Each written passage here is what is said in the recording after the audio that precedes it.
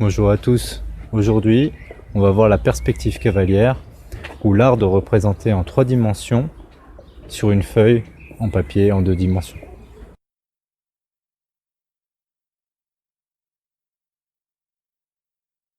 Voyons donc ensemble sans plus tarder les règles de la perspective cavalière.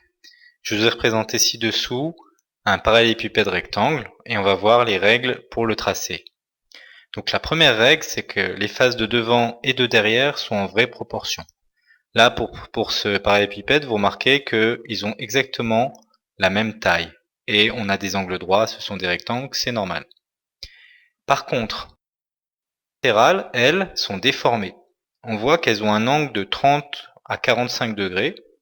Et puis, elles ont une taille plus petite que leur vraie taille.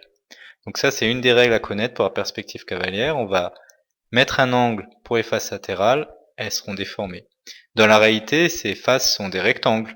Et puis, sur ce dessin, ce sont des parallélogrammes, donc elles sont bien déformées, effectivement.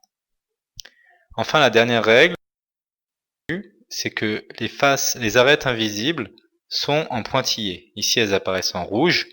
Elles sont derrière, on ne les voit pas, donc on les représente en pointillés. Voilà, maintenant qu'on a vu les règles, et que vous devez connaître bien sûr, vous allez tracer ce parallélépipède rectangle et je vais vous donner une bonne méthode pour le faire.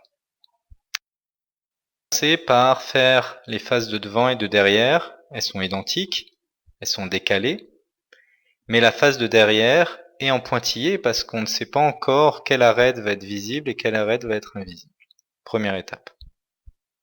Voilà, vous mettez pause et vous remettez la vidéo dès que vous avez fini ça. Deuxième étape, des faces latérales. Alors là, on est intelligent maintenant, on commence à voir quelle arête est visible, quelle arête est invisible.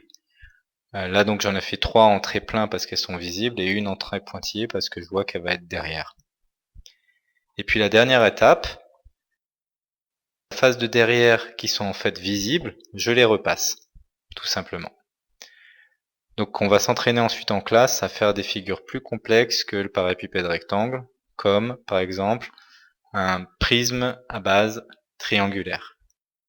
On va s'entraîner en classe, mais si jamais vous avez des questions, n'hésitez pas à me les poser et surtout n'oubliez pas d'allumer vos cerveaux.